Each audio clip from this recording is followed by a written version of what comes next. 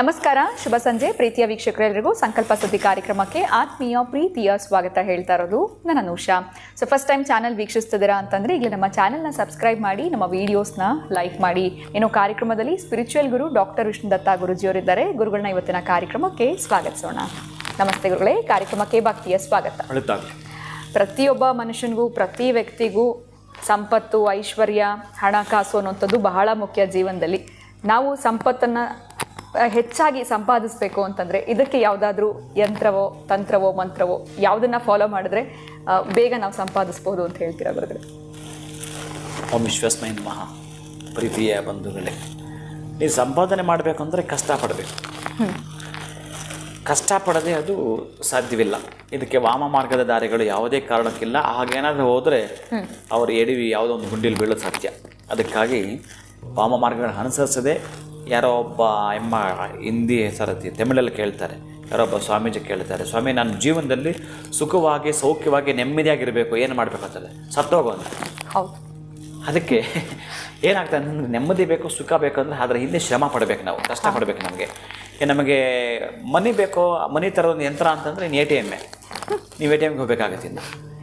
ಈಗ ನಾವು ಮನುಷ್ಯ ಯಾವುದೋ ಒಂದು ದುರ್ಬಲದ ಹಂತದಲ್ಲಿ ಒಂದು ತಪ್ಪು ಮಾಡಿರುತ್ತಾನೆ. ದುರ್ಬಲದ ಹಂತದಲ್ಲಿ ಒಂದು ತಪ್ಪು ಮಾಡಿರುತ್ತಾನೆ.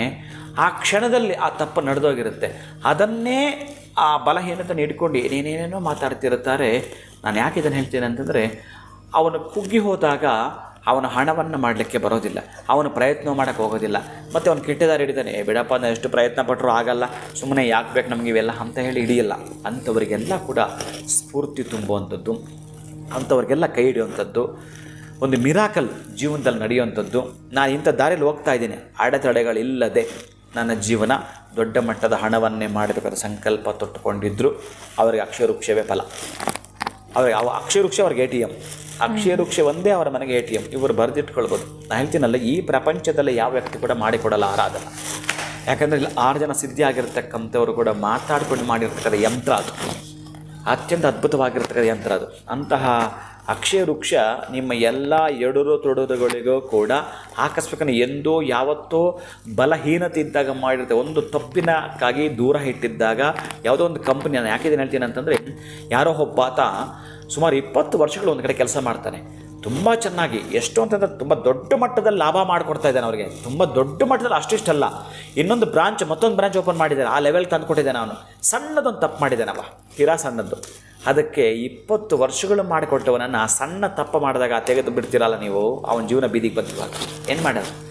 ನಾನು ಹೇಳಿದೆ, ನೀನು ಅಕ್ಷಯವೃಕ್ಷ ಇಟ್ಕೊಳ್ಳಯ್ಯ, ನೀನು ಇಟ್ಕೊಳ್ಳಯ್ಯ. ಅವನು ಯಾವನ ಕರೆದ ಕೆಲಸ ಕೊಡಲ್ಲ, ನಾನು ಕೇಳಿದೆ, ಕರೆದು ಕೊಡಬೇಕು. ಅವನ ತಪ್ಪರೆ ಹೌದಲ್ಲ, ಅವ್ನು 20 ವರ್ಷ ನಮ್ಮ ಹತ್ರ ಇದಾನಲ್ಲ, ಅಷ್ಟು ಒಳ್ಳೇದು ಮಾಡಿದಾಗ, ಸಡಗರ ತುಂಬಿದಾಗ, ಸಂಭ್ರಮ ತುಂಬಿದಾಗ, ನಮ್ಮಲ್ಲಿ ಸಂತೋಷ ಇದ್ದಾಗ ಅವನನ್ನು ಹಾಡಿ ಕೊಂಡಾಡಿ ಹೊಗಳಿದ್ರೆ ಅದು ಯಾವುದೋ ಅವನ ಬಲಹೀನತೆ ಒಂದು ತಪ್ಪು ಮಾಡ್ದ, ಅದಕ್ಕೆ ದೂರ ಇಡ್ತೀರ. ನಾನ್ಸೆನ್ಸ್. ಅವನು ಯಾವ ಓನರ್ ಆಗ್ತಾನೆ? ಅದಕ್ಕಾಗಿ ಇದು ಸಲ್ಲದು. ಇಟ್ಕೊಂಡು ಪರೀಕ್ಷೆ ಮಾಡ್ತಾ ಬಾ. ನೀನು ನೋಡಿ ಯೋಚನೆ ಮಾಡು. ಅವನ ಕನಸಲ್ಲಿ ಕೆಲವು ಬದಲಾವಣೆ ಆಗ್ತವೆ. ಅವನೆಲ್ಲಾದರೂ ಯಾರಾದರೂ ಕೂತ್ಕೊಂಡು ಊಟ, ಯಾಕಂದರೆ 20 ವರ್ಷ ಅವನ ಸಂಬಂಧಿಕರು ನೋಡಿದ್ದಾರೆ, ನಿನ್ನ ನೋಡಿದ್ದಾರೆ. ಹೌದು ಗುರುಗಳು ನೋಡಿದ್ದಾರೆ. ಅವರಲ್ಲಿ ಯಾರಾದರೂ ಒಬ್ಬರು ಅವನನ್ನು ಬುದ್ಧಿ ತಿರುಗಿಸ್ತಾರೆ, ಚೇಂಜ್ ಮಾಡ್ತಾರೆ. ಅದಕ್ಕೆಲ್ಲ ಇಷ್ಟೇ, ಪ್ರಾಮಾಣಿಕವಾಗಿ ನೀನು ಪ್ರಾಮಾಣಿಕವಾಗಿ ಆ ಅಕ್ಷಯವೃಕ್ಷ ಮೇಲೆ ಕೈ ಇಟ್ಟು ನಮಸ್ಕಾರ ಮಾಡ್ಕೊಂಡು ಮುಂದುವರಿ. ನಿನ್ನ ಬಲಹೀನತೆ ತಪ್ಪನ್ನಾದ ಮನಸ್ಸತ್ತೆ ಅವನನ್ನು ಚೇಂಜ್ ಮಾಡಿಸುತ್ತೆ. ಇಷ್ಟು ಸಾಕು ನೀನು ಉದ್ಧಾರ ಆಗಲಿಕ್ಕೆ. ಅವನು ಬೇರೆ ಏದನ್ನು ಮಾಡೋದು ಒಪ್ಕೊಳ್ತಾ ಇಲ್ಲ, ಸ್ವಾಮೀಜಿ ನಾನು ಪ್ರಾಮಾಣಿಕವಾಗಿ ನಡ್ಕೊಂಡಿದ್ದೀನಿ, ನಾನು ಅಲ್ಲಿದ್ದರೆ ಖುಷಿಯಾಗಿರ್ತೀನಿ, ಸಂತೋಷ, ನನಗೆ ಅದೇ ಬೇಕು ಅಂತಂದಾಗ ಅದು ಬೇಕೋ ಇದು ಪಡ್ಕೋ, ಅದು ಬಂದ ಹಾಗೆ. ಖಂಡಿತ ಗುರುಗಳೇ, ಎಲ್ಲೋ ಒಂದು ಕಡೆ ಸಂಪತ್ತನ್ನು ಸಂಪಾದಿಸಬೇಕು ಅಂತಂದರೆ ಅಲ್ಲಿ ಇಲ್ಲಿ ಎಲ್ಲಿ ಹುಡ್ಕೊಂಡು ಹೋಗೋದು ಬೇಡ. ಅಕ್ಷಯವೃಕ್ಷ ಇದ್ರೂ ಕೂಡ ಅವರಿಗೆ ಅದು ಸಾಧ್ಯ ಆಗುತ್ತೆ ಅಂತ ತಿಳಿಸ್ಕೊಟ್ರಿ. ಉತ್ತಮವಾಗಿರುವಂಥ ಮಾಹಿತಿ ಗುರುಗಳೇ, ಬಹಳ ಧನ್ಯವಾದಗಳು ತಮಗೆ. ನಮಸ್ಕಾರ. ಹರೇ ಶ್ರೀನಿವಾಸ. ನೀವಿನ್ನೂ ಕೂಡ ಅಕ್ಷಯವೃಕ್ಷವನ್ನು ಮಾಡ್ಕೊಂಡಿಲ್ಲ ಅಂತಂದರೆ ಸ್ಕ್ರೀನ್ ಮೇಲೆ ನಿಮಗೆ ಸಂಖ್ಯೆಗಳು ಬರ್ತಾ ಇದೆ, ಈಗಲೇ ಕರೆ ಮಾಡಿ ಇದ್ರ ಬಗ್ಗೆ ಹೆಚ್ಚಿನ ಮಾಹಿತಿಯನ್ನು ಪಡ್ಕೊಳ್ಬಹುದು ಅಂತ ಹೇಳ್ತಾ ವಿಡಿಯೋನ ಮುಗಿಸುವಂತಹ ಸಮಯ ಆಗಿದೆ. ನಮಸ್ಕಾರ.